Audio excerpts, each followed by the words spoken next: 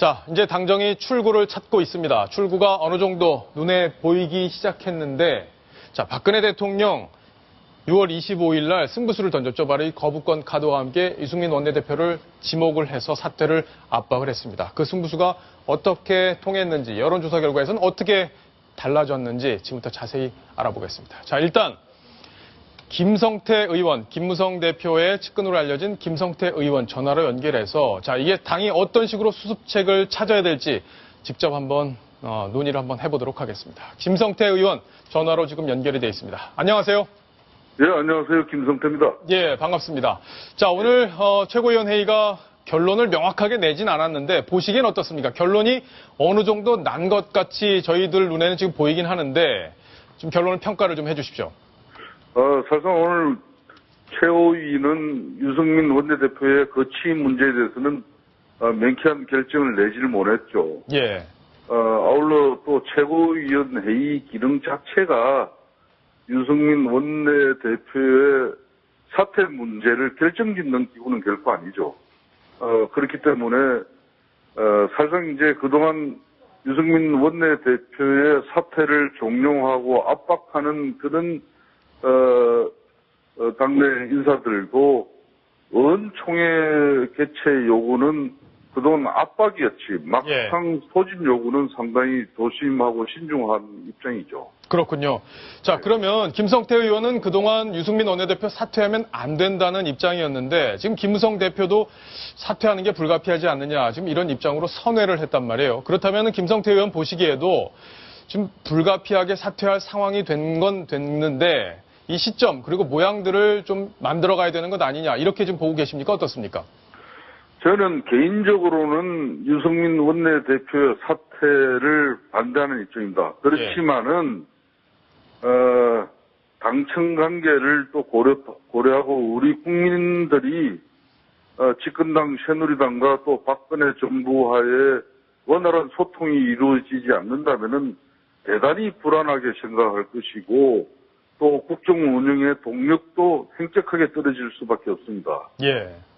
그렇기 때문에 이제 많은 현실적인 고민을 할 뿐이지 그렇다고 해서 지금 허리 많은 대통령 측근 친박 인사들 이야기들처럼 유승민 원내대표를 사퇴를 압박하고 종용하고 이런 행태는 유승민 원내대표가 자신의 정말 거취를 결정하는데 더 많은 시간과 더 많은 논란과 더 많은 당내 혼란을 키워줄 수밖에 없는 상황이죠.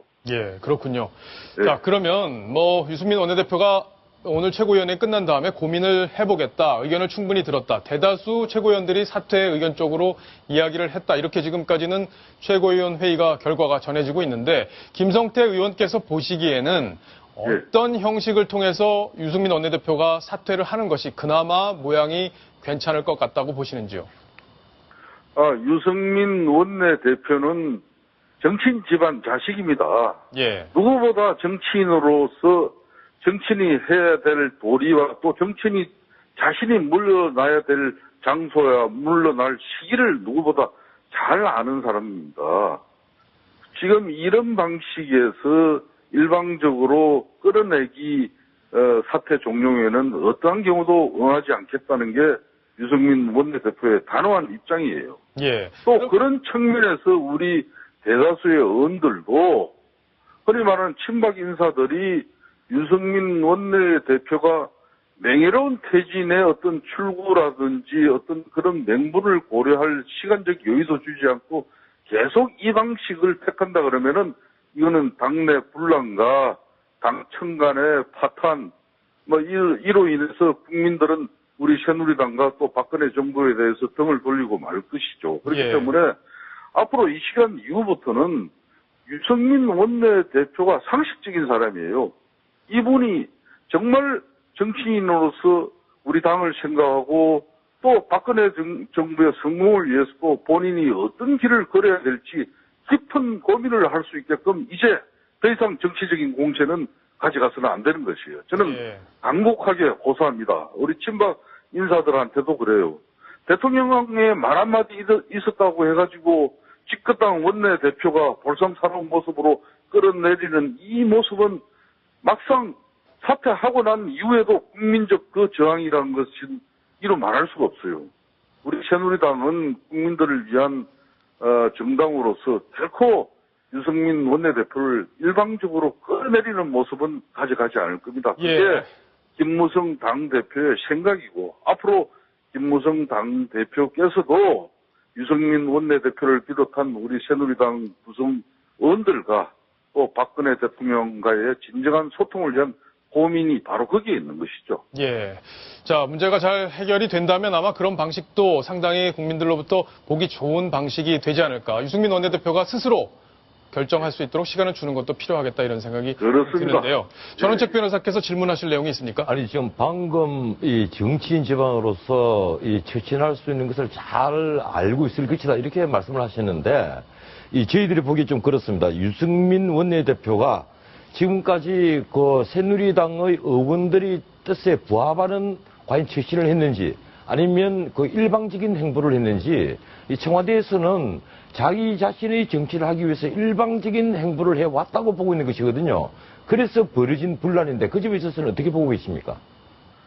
자, 그렇게, 여보세요? 예, 말씀하십시오. 예, 그렇기 때문에 유승민 원내대표도, 대통령의 거부권 행사 이후의 정치적인 입장에 대해서 바로 이 사람이 웬만해가지고, 그래, 머리 숙여서 이렇게 뭐 사과하고 이런 사람이 아니에요. 그렇지만은 사과를 넘어서 사죄까지 한 입장 아니겠습니까? 예. 그 말은 대통령이 지적한 일부분은 자기 자신이 수용하고 앞으로 이 부분은 고쳐나가겠다는 그런 입장을 분명히 한 것이에요. 예. 다만 이제 이 유승민 원내대표도 그동안 앞에 그러면은 이왕구 원내대표나 최경환 원내대표 이런 경제 활성화 법안이나 민생 법안 이런 것들이 심지어 3년, 2년 끌었던 법안들이 많아요. 대통령께서도 그것 때문에 국정 운영에 발목을 잡힌 그런 여러 가지 아픔이 지금 쌓이고 쌓여서 이번에 바로 폭발한 것이거든요. 그렇다면은 이제 유승민 원내대표가 지금의 원내대표 형태로 당청 관계를 가져가기는 어렵다는 걸 본인도 알고 그렇다면은 어떻게 개선할 것인가 이 개선점을 가지고 청와대하고 본인이 앞으로 진정한 소통을 해볼 거예요. 그럼에도 불구하고 뭐 청와대가 그걸 힘들고 수용하지 못한다 그러면은 본인이 정치인인가 본인이 판단합니다. 그렇기 때문에 더 이상 이 사람을 압박하고 또 뭐 조직적으로 당을 파탄까지 내면서까지도 유승민 원내대표 한 사람 끌어내리려고 하는 그런 모습은 공당, 새누리당 집권당이 할 도리가 아니라는 이야기입니다. 예, 알겠습니다. 아마 시청자 여러분들도 우리 김성태 의원님 말씀하신 내용의 요지를 잘 이해하셨으리라고 생각이 됩니다. 자, 김 의원님 감사합니다. 예, 감사합니다. 예. 자, 천상철 차장. 네. 자, 그렇다면 지금 이제 분위기를 대충 보니까 일단 김부성 대표 입장이 좀 달라졌고요. 물러나는 게 불가피한 상황이다. 그리고 김성태 의원도 그동안 강하게 반대를 한 유승민 원내대표 사퇴를 반대한 분이었는데 조금 여지를 두는 쪽으로 좀 기류가 바뀐 게 분명해 보입니다. 자, 그러면 명예롭게 퇴진하는 것 어떤 방식일지 그거에 대해서 좀 설명을 해 주시죠. 일단 자진 사퇴를 이제 하게 될 텐데, 예. 네, 그렇습니다. 지금 뭐 뒤에 그 브리핑이 나와 있지만 이 국회법 부결 등 여야 합의 사항을 회기 내 예. 7월 7일까지 마무리를 지어야 되겠죠. 자, 이게 임시국회 6월 임시국회가 7월 7일까지죠, 회기가. 예. 그러니까 저때까지 마무리를 지어서 이제 본인에게 이제 씌워졌던 그런 멍해를 벗고 예. 국회법 개정안 논란을 마무리 지은 다음에 네. 결자 해지 차원에서 본인이 이제 마무리를 짓고 물론 이제 오늘 국회의장 방에 들어갔으니까 저 부분에 대한 논의가 있겠죠. 그리고 난 뒤에 모양새 좋게 그만두겠다. 이런 수순으로 갈 가능성이 현재로서는 가장 커 보입니다. 예, 박성원 논설위원. 네. 자, 결국에는 이 국회법 국회법 개정안이 청와대에 올라갔는데 거부권이 행사가 되어 다시 내려왔단 말이에요. 새누리당 의총에서는 이거 제의하지 않겠다 이렇게 결정을 했어요. 네. 그런데 야당에서는 이걸 제의하지 않을 경우에는 국회가 사실상 마비될 가능성이 있기 때문에 이 문제를 야당과 어떻게 해결하느냐 유승민 원내대표에게 남은 과제일 수도 있다 이렇게 보는 시각이 있는 거네요. 네, 그 해결은 쉽지 않을 겁니다. 예. 야당으로서는 자 이거 대충 뭉개는데 동의해달라 재의결하지 않고 그냥 끝내자 이렇게 하면 동의해줄 리가 만무하고요. 예. 결국 그러면 야당은 표결해서 어쨌든 결과에 따로 달라는 건데 예. 특히 유승민 원내대표가 애초에 중재안을 그 정의아 의장의 중재안을 받아서 양당이 수용하기로 했을 때는 이것에 대해서 만일에 거부권 되어 와도 우리 당에서 다시 가결될 것이라는 얘기를 했을 가능성이 높습니다. 그렇죠. 예, 그러면 야당은 그걸 근거로 만일에 가결되지 않고 부결됐을 경우 그걸 근거로 또 이제 국회 파행이라든지 어떤 공격을 할 텐데 네. 이런 상황에서 사실은 해법이 명예로운 해법 마련이 쉽진 않습니다. 그렇기 때문에 유승민 원내대표가 단순히 개인적으로 해왔던 그동안의 박근혜 대통령과의 코드를 못 맞춘 대목에 대해서 사과하는데 그쳐서는 안 되고 그동안 왜 본인뿐만 아니라 이전 원내대표들 사이에서도 계속 야당에 끌려다닐 수밖에 없는가에 대한 국회 선진화법과 현재 여야 협상에 대한 근본적인 어떤 구조, 관행, 잘못된 법 이 부분에 대해서 분명하게 문제 제기를 해서 어떤 하나의 터닝 포인트를 만들어야 그러네요. 그것이 바로 박근혜 대통령이 제기했던 국회에 대한 단순히 유승민 개인에 대한 찍어내기가 아니라 예. 국회 전체에 대한 문제 제기가 제대로 승화되는 것이고 바로 저는 그 부분에서 유승민 원내대표가 해야 될 중요한 숙제가 현재 남아있다라고 그렇군요. 생각합니다. 예. 그럼 결국에는 그러니까 이 국회법 문제를 풀고 넘어가는 게 아니라 대통령이 제기했던 국회의 문제, 네. 발목 잡기가 될 수밖에 없는 이 국회 선진화법, 네. 이런 문제들에 대해서 우리 사회가 진지하게 한번 고민을 하고 그거에 대한 대안을 찾는 계기까지 마련을 하고 유승민 원내대표가 그때 이후에 평가받는 그런 그렇습니다. 절차를 거치면은 모양도 나쁘지 않을 것 같다. 예, 소위 박근혜 대통령과 코드가 잘 맞고 호흡이 잘 맞는 전임 이완구, 예. 최경환 원내대표 시절에도 경제활성화 법안이라든지 주요 법안이 하나도 통과가 안 됐거든요. 네. 거기는 구조적인 원인이 있습니다. 그런 부분에 대해서 분명하게 유승민 원내대표가 문제 제기를 하고 개선의 어떤 그 방안을 어떤 본인이 살신성인의 각오로 제기하고 하는 저는 그런 숙제가 필요하다. 예. 이런 생각이 듭니다. 예, 이 국회 선진화법 같은 경우는 이 박근혜 대통령이 가장 아픈 부분입니다. 네. 바로 비대위 시절에 이 황우여, 남경필 두 의원이 주도하다시피 해서 만든 법인데 지금 많은 위헌론이 있음에도 불구하고 이 법이 지금 바꿀 수가 없거든요. 역시 국회 선진화법 때문에 60% 이상의 의원이 찬성을 해야만 이 법을 다시 폐기할 수가 있는데 그것이 어렵단 말이에요. 어떻든 지금 거부권 행사 이후에 1년의 사태로 인해서 지금 벌어진 그 전국 경세, 지금 문재인 그 야당 대표는 이 박근혜 대통령이 상권 분립을 위반하고 있다. 이렇게 지금 공격을 하고 있습니다. 그래서 지금 유승민 원내대표가 그 아주 매끄럽게 사퇴를 하고 물러서려면 이 거부권 행사 이후에 대해서 정부에 네. 대해서 어느 정도 정리를 하긴 해야 되는데 이게 굉장히 이제 어렵거든요. 이 새누리당이 그 처음 얘기했던 것처럼 그냥 제2에 붙이지 말고 자동 폐기하는 것으로 가자. 이렇게 되면 앞으로도 명분을 잃게 됩니다. 네. 결국은 이제 제2에 붙여져야 되는데 그때 집단 퇴장을 할 것이냐 아니면 집단 이제 부표를 던질 것이냐. 만약에 제2를 해서 다시 3분의 2의 찬성을 받아서 가결이 되어버린다면 그건 정말 돌이킬 수 없는 파국이 벌어지겠죠. 예. 여권의 파국이 벌어질 텐데 이게 이제 김무성 대표와 유승민 원내대표가 굉장히 고민하는 부분일 것인데 지금 묘안 찾느라고 굉장히 고민들을 하고 있을 겁니다. 예. 아마 서청원 최고위원이 이제 나와서 청와대에 이제 여러 가지 지금 최고위원의 분위기를 전달을 하고 지금 이렇게 수습하기로 했다는 식의 얘기가 오고 갔을 가능성이 있을 텐데 자, 일단 시청자 질문이 왔습니다. 두 개가 동시에 왔는데요. 다른 의견입니다. 결이 다른 두 개의 의견을 동시에 한번 보겠습니다. 대통령이 원내대표 진퇴에 관여해서는 안 되겠지만 현실론으로만 보자면 유승민 원내대표가 계속 직을 수행할 수 있을까요? 청와대가 당청회의 거부하고 야당도 약속 지키라고 압박하면 청와대가 정치가 돌아갈까요? 이렇게 의견을 주셨습니다. 자, 다른 의견, 이것과 다른 의견을 한번 또 보겠습니다. 당청관계 파탄의 청와대 책임도 큽니다. 정무수석 제대로 두지 않고 여당 지도부와 소통도 안 하면서 어떻게 대통령 뜻대로 끌고 가겠다는 건가요? 아무리 여당이라도 대통령의 일방주의를 수용할 수는 없는 것 아닌가요? 자, 두 가지 다 상당히 일리가 있는 시청자 지적 같습니다. 박성훈 논설위원, 각각 포인트에 대해서 좀 정리를 해주시기 바랍니다. 예, 그 윗부분에 먼저 부분에 저것은 현실적으로 대통령 중심제인 우리 어떤 현실론을 상당히 강조한 어떤 표현으로 보이고요. 그래서 예. 사태가 불가피한 거 아니냐 이렇게 보이고 두 번째는 그런 현실론보다는 보다 더 청와대의 책임, 다시 말해서 전체적인 정치에 대해서 최고의 정치적 책임은 바로 청와대고 대통령이다라고 하는 어떤 그 헌법적인 그러한 가치와 그리고 대통령의 현실적인 책임 이런 예. 부분을 같이 묶어서 묻고 있는 그런 질문으로 보이는데요.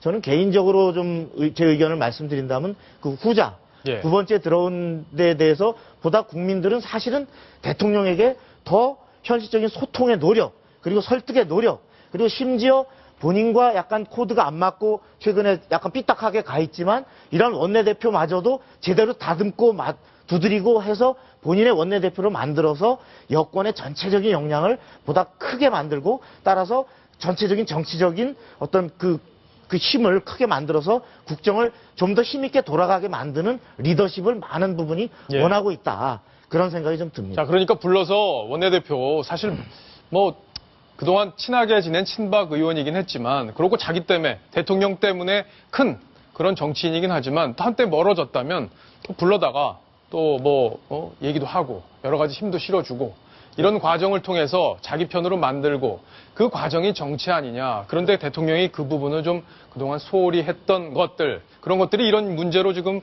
번진 것 아니냐. 이런 측면을 짚어주신 거잖아요. 지금 그 대통령이 유승민 원내대표의 사퇴를 이렇게 압박하는 데 대해서 58.5%가 예. 잘못됐다라고 하는 그 여론조사의 지지가 의미하는 바는 유승민 원내대표가 잘했다 이런 차원이 아니라 예. 대통령이 보다 국민들이 기대하는 바대로 좀 못해주고 있다 이런 부분들이 많이 있는 거거든요. 예. 바로 그러한 부분들을 대통령이 좀 더 그런 부분들에 대해서 정치적인 역할, 리더십을 발휘해서 야당 대표는 물론이거니와 여당 대표 자기 당 소속의 원내대표까지도 설득하지 못하고 끌어안지 못한다면 어떻게 야당을 끌어안고 야당을 설득하고 국민을 설득해서 나갈 수 있겠는가 하는 사실은 걱정이 지금 국민들은 상당히 하고 있다. 예. 이런 생각이 듭니다. 예, 제가 한 가지 더 보태자면 두 질문 전부 다 예. 이 미국 같은 이 원류 대통령제 국가에서도 굉장히 많은 고민을 하고 있는 부분입니다. 아, 그래요? 이 대통령이 어떻게 의회를 설득할 것이냐. 이러니까 대통령이 거의 1년에 한 3분의 1 정도는 아침밥을 먹을 때마다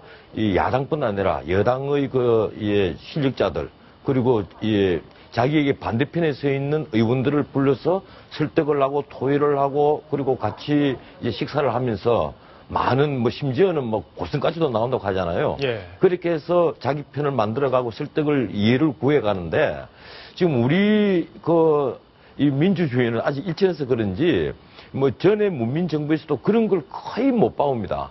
이 대통령과 야당 대표, 이 여당 대표가 만나는 것이 신문 일면에 큰 헤드라인으로 나올 정도로 아주 이례적인 사건으로 꼽히고 있거든요. 그런데 이번에 문제는 그전과는 또 하나 문제가 있어요. 예. 유승민 원내대표가 정세 없는 복진을 허구다. 이런 얘기를 하면서 법인세 올려야 된다. 쉽게 말하면 야당이 주장하는 부자감세를 철회하라는 주장에 동조를 하는 모습을 보임으로써 박근혜 대통령과 정반대의 길을 걸었단 말이에요. 그래서 벌어진 것은 이 미국 같은 선진 민주주의 국가에서 좀처럼 보기 드문 거의 제가 알기로는 거의 없는 현상으로까지 보입니다. 그런 의미에서 이번에 이 당층 간의 갈등은 이 생각이 완전히 달라서 벌어지는 갈등이 아니냐 저는 이렇게 생각하고 있습니다. 예.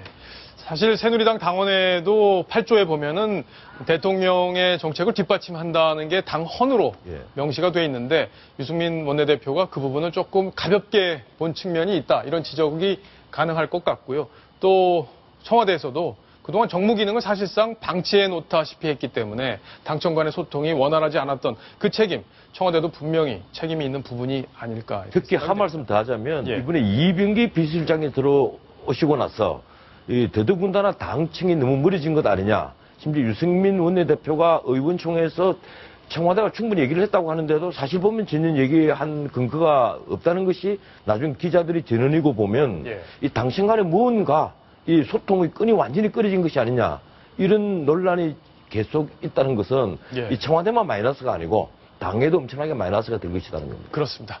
자, 유승민 원내대표의 거취가 이제 며칠 여유가 조금 생겼다. 거취에 대해서는 여유가 생겼다. 친박의 압박도 이제 상대적으로 좀 줄어들 것 같다. 이렇게 생각이 되는데, 자, 대통령의 지지율, 거부권 행사 전후에 많이 바뀌었네요. 천상철 차장. 네. 보니까 이 25일 날 지금 거부권을 행사했잖아요. 네. 그 이후에 이제 급격하게 오르기 시작하는데 여기까지는 이제 메르스 정국 때문에 계속 하락을 하다가 다시 올랐네요. 네, 그렇습니다.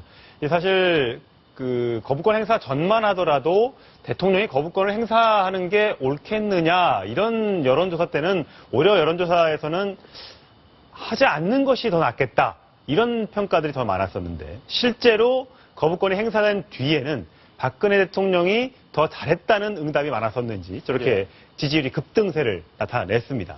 그러니까 아무래도 이 여러 가지 소통 문제에 대해서 물론 박근혜 대통령의 잘못을 지적하는 부분도 있지만 대통령의 거부권 행사가 충분히 일리가 있다라고 판단하는 국민들도 제법 많은 것으로 이렇게 보이고요. 지금 보시면 거부권 행사 전후의 박근혜 대통령 지지율을 보면 여러 지역에서도 다 저런 부분이 나타나는데 특히 이 박근혜 대통령의 굉장히 지지 기반이라고 하는 TK 예. 지역에서 굉장히 높게 나타났고요. 예. 지금 나타난 지금 저 그래프는 박근혜 대통령의 이제 지지율인데. 예. 그러니까 현재 이 결과가 반영된 지지율, 네. 이 평균을 낸 지지율이 조금 전에 보신 그렇습니다. 그 원그래프에 나온 그렇습니다. 지지율이죠. 예, 평균을 내보면, 그러니까 끝나고 나서는 저렇게 올라갔지만 주간 단위로 보자면 33.6%로 예. 전주보다는 한 1몇 퍼센트 포인트 더 떨어졌습니다. 네. 하지만 거부권 행사 시점을 이유로 하루 이틀 3일, 요 3일간은 급증세를 7.5% 포인트가 올랐다는 네, 거죠. 그렇습니다. 자, 그런데 재밌는 게 있습니다. 이 매우 잘함과 잘하는 편. 근데 매우 잘함은 지금 9.9%, 10%밖에 안 되는 거예요. 국민 10명 중에 1명만 대통령이 매우 잘한다 이렇게 보는 건데 매우 잘못함은 상당히 많아요. 그렇습니다. 잘못하는 편보다 매우 잘못함이 2배 이상 많습니다. 그렇습니다. 자, 이게 좀 특이한 현상이라고 볼 수 있겠어요. 예. 사실 긍정평가와 부정평가만 보더라도 2배 정도로 부정평가가 더 높습니다. 예. 근데 그 중에서도 매우 잘함과 매우 못함, 못함 매우 잘하는 편이니까 매우 잘함과 매우 못함이라고 표현하면 되겠는데 저게 4배 넘는 예. 격차를 보인다는 측면에서 지금 상당히 박근혜 대통령의 지지율이 완전 양극화 현상을 보이고 있다. 물론 이제 세대별로 나눠보자면 20, 30, 40대는 매우 못함으로 기울고 있고 그다음에 60대, 70대는 뭐 매우 잘함을 보이고 있지만 50대마저도 이게 매우 못함 쪽으로 가면서 예. 대통령의 지지율이 이렇게 많이 벌어지고 있는 그런 현상이 나타나고 있습니다. 자, 일단은 메르스 전국 이제 수습이 돼 가고 있습니다. 이제 확진 환자가 나오지 않고 있는 상황이기 때문에 그 부분에서 대통령이 지지율을 더 이상 잃을 가능성은 조금 적어 보이고